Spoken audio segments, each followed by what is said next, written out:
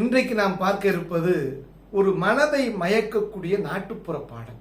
1959 ஆண்டு வெளிவந்த பீம்சிங் அவர்கள் இயக்கி நடிகர் திலகம் சிவாஜி கணேசன் சரோஜா தேவி நடித்த படம் பாகப்பிரிவினை. மெல்லிசை மாமன்னர்கள் எம்.எஸ். விஸ்வநாதன், ராமமூர்த்தி அவர்களின் இசையில் கவியரசு கண்ணதாசன் எழுதிய பாடலுங்க.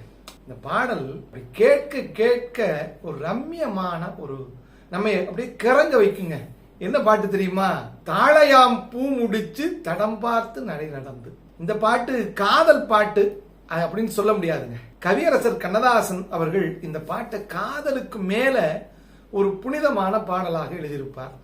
சமீபத்தில் விக்ரம் 2 படத்தினுடைய விழாவின் போது கலைஞானி கமலஹாசன் அவர்கள் சொன்னார், கவியரசர் கண்ணதாசனும் மெல்லிசை மன்னர் எம்.எஸ். விஸ்வநாதனும் தமிழ்நாட்டிற்கு மட்டும் பொக்கிஷங்கள் அல்ல, அவர்கள் இந்தியாவிற்கே பொக்கிஷங்கள். அப்படி மெல்லிசை மன்னர்களின் இசையில் நம்மை கறங்க வைக்கக்கூடிய பாட்டு. இது ஒரு ஃபோக் சாங். இது எப்படி ஆரம்பிக்கும் அப்படின்னா, ஒரு வயல்வெளி நீண்டு நீண்டு வளைந்து இருக்கக்கூடிய பாதையில தலையில சுமையோடு சரோஜாதேவி போயிட்டு இருப்பாங்க.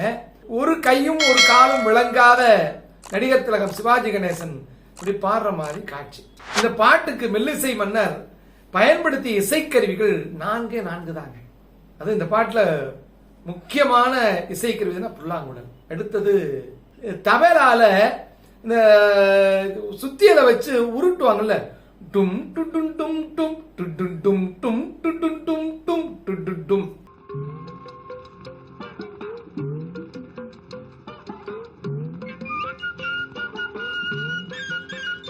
இந்த காட்சி எப்படி ஆரம்பிக்கும் தெரியுமா?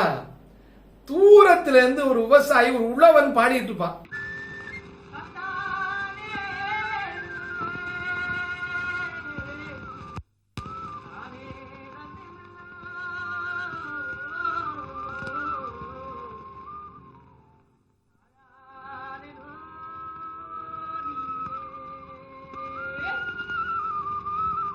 அப்படின்னு பாடல் துவங்குங்க. இந்த பாடலை பாடியது யார் தெரியுமாங்க?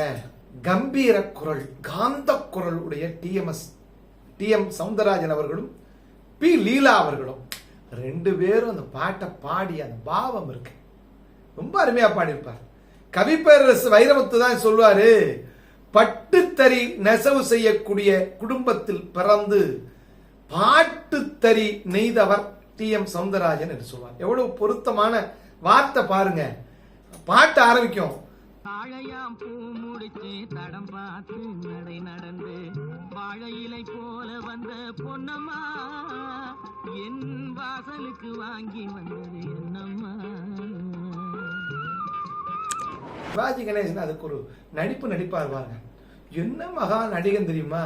உத்தமபுத்திரன்ல யாரடி நீ மோகினியில போட்ட ஸ்டெப் இருக்குல்ல, அப்பாவியாக ஒரு கையும் ஒரு காலம் விளங்காத அப்படி ஸ்டெப் தப்பி வைப்பான்ல, அப்படி நீங்க நடனம் ஆட ஓரளவு தெரிந்தவர்களுக்கு முறை இல்லாம டான்ஸ் ஆடுறது ரொம்ப கஷ்டங்க.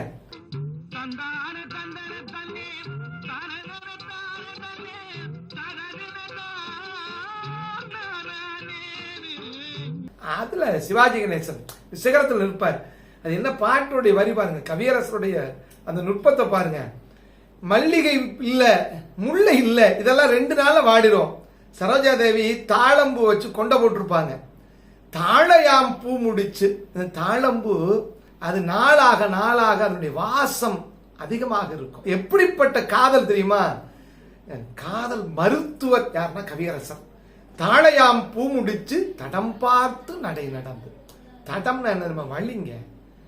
அதாவது இந்த காட்சி சரோஜா தேவி இந்த சாயங்கால வேலைகளை எல்லாம் முடிச்சு விட்டு அப்படியே தலையில ஒரு சுமையோட வீட்டுக்கு போற மாதிரி இருக்கும். எப்படி தெரியுமா ஒரு மனிதன் நடக்கணும்?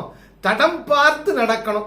அதாவது நல்ல வழியில, சான்றோர்கள் சொன்ன வழியில நடப்பதுதான் தடம் பார்த்து நடை நடந்து. வாழை இலை போல வந்த பொன்னம்மா. சரோஜா தேவி பாருங்க, அதுல வாழை இலை அப்படி ஃப்ரெஷ்ஷா இருக்கும், அப்படி பச்சை பசேல், அப்படி இளமையா இருக்கும். வாழை இலை போல பயன்படக்கூடியவள் ஒரு பெண். வாழை இலை போல வந்த பொன்னம்மா என் வாசலுக்கு வாங்கி வந்தது என்னம்மா என்று ஆண் கேட்பாரு. அதுக்கு பெண் குரல்ல பி. லீலா பாடுவாங்க பாருங்க. பி லீலாவுடைய உச்சரிப்பெல்லாம் கவனிங்க. பாலை போல் சிரிப்பு இருக்கு.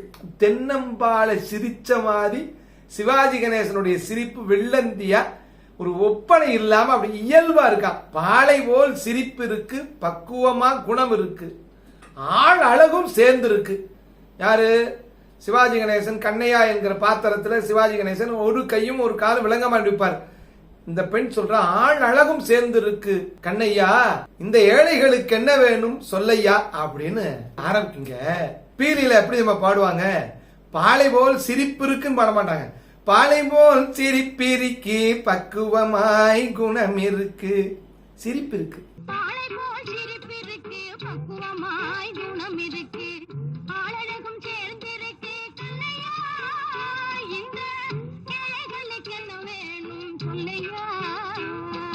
உடனே சிவாஜி கணேசனுக்காக டிஎம்எஸ் பாடுவாரு. தாயாரின் சீதனமும் தம்பிமார் பெரும் பொருளும் மாமியார் வீடு வந்தா போதுமா, அது மானாபிமானங்களை காக்குமா என்று சீர் சனத்தி எல்லாம் பெரிய விஷயம் இல்லைங்க. உள்ளத்தினுடைய அந்த ஆழ்ந்த அன்புதான் மன வாழ்க்கைக்கு தேவை என்பதை நுட்பமா கவியரசர் சொல்லுவாரு. அதற்கு பெண் பாடுகிற மாதிரி கவியரசர் வச்சிருப்பாரு பாருங்க. ஒரு பெண்ணுக்கு எது தெரியுமா? ஆடை, மானம் தாங்க ஆடை. சுயமரியாதை ஒவ்வொரு பெண்ணுக்கும் வேண்டும். அதுதான் ஒரு பெண்ணுக்கு உண்மையான அழகை தரக்கூடிய பொன் நகைகள். எது தெரியுமா கூட வரணும்? ஒரு பெண்ணுக்கு கூட வர வேண்டியது நாணம், இந்த வெட்க உணர்வு இருக்கு. அப்ப மானம் ஆடையா இருக்கணும். அந்த சுயமரியாதை என்கிற உணர்வு இருக்கிற அது பொன் நகைகளா, நாணம் என்கிற ஒன்று துணை இருந்தால் அதுதான் ஒரு பெண்ணுக்கு அழகு என்பதை மிக அருமையா சொல்லியிருப்பார். இந்த அம்மா வேற சொல்லிருச்சா, ஒரு கையும் காலும் விளங்காத தன்னை பார்த்து ஆழழகும் சேர்ந்து இருக்கு கண்ணையான்னு சொல்லிருச்சா. உடனே சிவாஜி கணேசனுக்கு சந்தேகம் வரும்.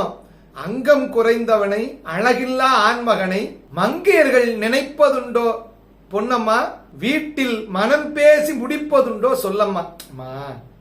நீ சொல்ற ஆள் அழகுன்னு என்ன பார்த்து சொல்லிட்டியே, அழகில்லாதவன. அதற்காக சிவாஜி கணேசன் பாருங்க, அசல் கிராமத்துக்காரனாக அப்படி நடித்திருப்பாரு. மங்கையர்கள் விரும்புவாங்களா? வீட்டுல மனம் பேசி, நீ ஒத்துக்கிட்டாலும் உங்க வீட்டுல மனம் பேசி முடிக்க ஒத்துக்கொள்வார்களா என்று சிவாஜி கணேசன் ஒரு ஐயத்தோட கேட்பாரு. அதுக்கு சரோஜா தேவி சொல்வா, என் கண்ணை பாரியா, என் கண்ணுல களங்கம் இருக்காயா, நான் என்ன பொய்யாவா சொல்றேன் என்பது போன்ற வரிகளை கவியரசர் வைத்திருப்பார். மண்ணை பார்த்தா பயிர் வளருது, மரத்தை பார்த்தா ஒரு கொடி படருது, மண் பார்த்து விளைவதில்லை, மரம் பார்த்து படர்வதில்லை, கண்ணியரும் பூங்கொடியும் கண்ணையா, கண்ணிலே களங்கம் உண்டோ சொல்லையா, என் கண்ணுல களங்கம் இருக்காயா என்று சொல்வார்.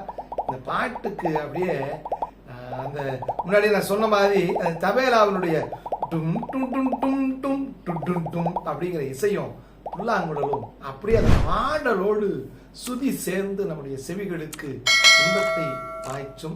இந்த கவிதையை, இந்த பாடலை கவியரசர் எழுதும் போது தன்னுடைய மனைவியை நினைத்து அவர் எழுதினார் என்று கவியரசு கண்ணதாசனுடைய மகள் ஒரு பேட்டியில் சொன்னார். தனி கவிதையிலையும் கவியரசு கண்ணதாசன் தன் மனைவியை பாராட்டி, பொன்னம்மாவை பாராட்டி கவிதை எழுதியிருப்பாங்க. இந்த பாட்டும் அதே நேரத்தில் வெளிவந்தது.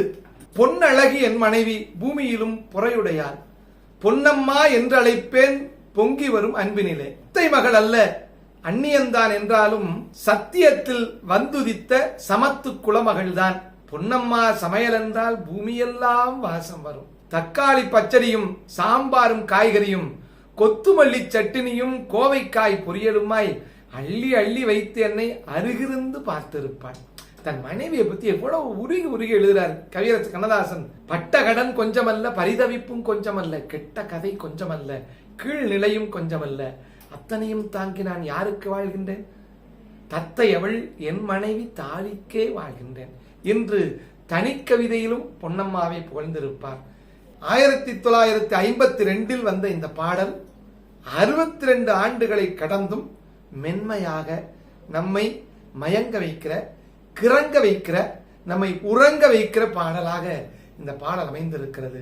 இந்த பாடலின் வெற்றிக்கு உயிர் கொடுத்த கவியரசு கண்ணதாசன், மெல்லிசை மாமன்னர்கள், காந்த குரல் டி.எம். சௌந்தரராஜன், பி. லீலா இன்றைக்கும் தமிழர்களின் செவிகளுக்கு விருந்து படைக்கிறார்கள். இதை போன்ற தரமான காணொளிகளை காண தொடர்ந்திருங்கள் எங்களோடு. நன்றி, வணக்கம்.